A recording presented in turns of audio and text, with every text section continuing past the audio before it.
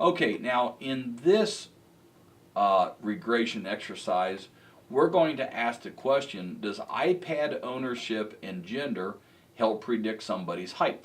Okay, so when we collected this data, we asked if people own an iPad, yes or no. We asked what their gender was, male or female. We asked how much money do they make each year, and then we also asked them, how tall are you? Okay, so now we're going to do, once again, dummy variable regression analysis with our two dummy variables, iPad ownership and gender, and see if that helps predict height. So two independent variables, one dependent variable, multiple regression. We're already at the add-ins tab. So we go over to Megastat, we click on Megastat. We drag down to correlation regression. We drag across and down to regression analysis.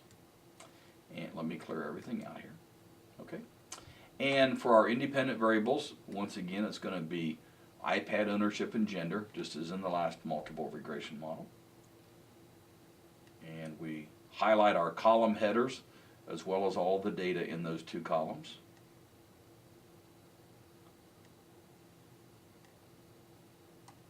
And for our dependent variable, it's going to be height this time.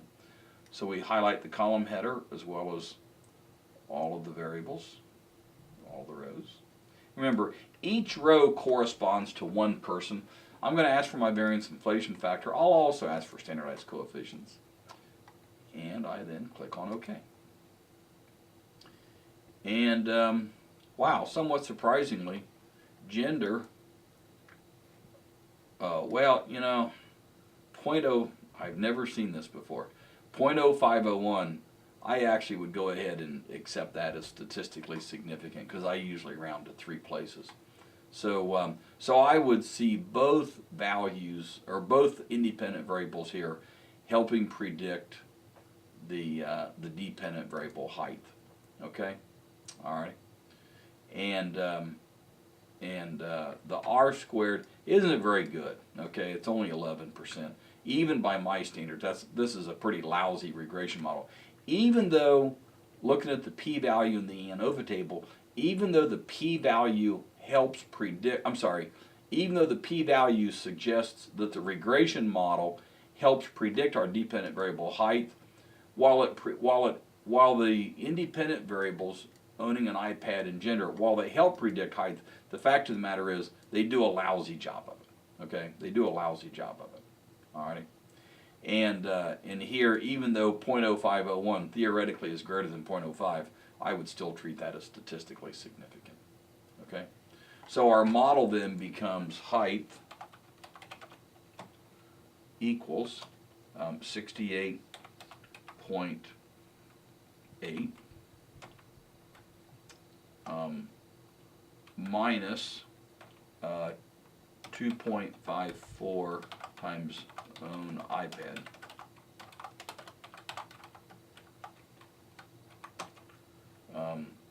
minus 1.9 times gender. Oops, I got a little mistake here I need to fix. Okay, and remember, iPad ownership 1 equals yes and 0 equals no. So in this instance here, if somebody owns an iPad, this would take on the value 1. So if somebody owns an iPad, we would predict that would actually cause them to, not necessarily cause, but we would predict that their height would be 2.54 inches shorter than somebody who doesn't own an iPad. In the instance of gender, since 1 equals female, 2 equals male, we're essentially predicting that women are 1.9 inches on average shorter than men. Okay? All right. But then you see over here our 95% confidence interval. So while we have a point estimate of minus 2.54 and minus 1.9, while we have those point estimates, here we actually have our 95% confidence interval, which gives us our lower and our upper bounds. Okay? And remember I said here about I would still treat this as statistically significant.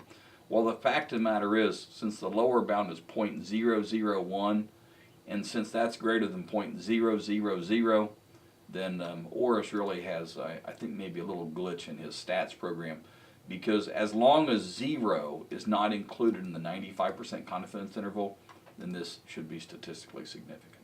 So, alrighty. So hopefully this gives you a sense of how to do, whether it's cross-tabulation analysis with data that's in table form, cross-tabulation analysis, or chi-square test of independence with data that's in columnar form, or even doing dummy variable regression analysis with this data. These are really common things that we run into the marketing world all the time. Thank you.